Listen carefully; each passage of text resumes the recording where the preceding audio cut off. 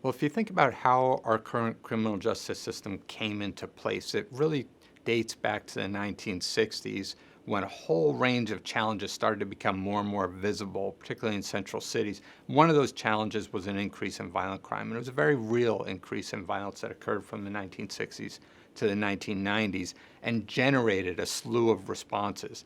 Those responses could have gone different directions. We could have had massive investment to try to deal with the challenges that were generating this new form of violence. We went a different way. We took a model of what I call abandonment and punishment. Resources were extracted from central city communities, and we started on a process of relying on punishment to deal with violence. There's now a very large and convincing literature showing that the costs are enormous, the costs are expansive, they reach a huge segment of the population, they spill over to affect family members and entire communities, and they are reaching the next generation. How do we make sure that violence doesn't rise, that we reduce violence further, make sure that every community is safe?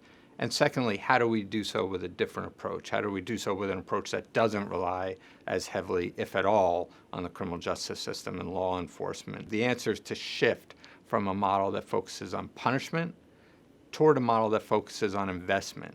We've known for a long time that residents and local organizations have the greatest capacity to deal with the problem of violent crime and all of the challenges that come with it.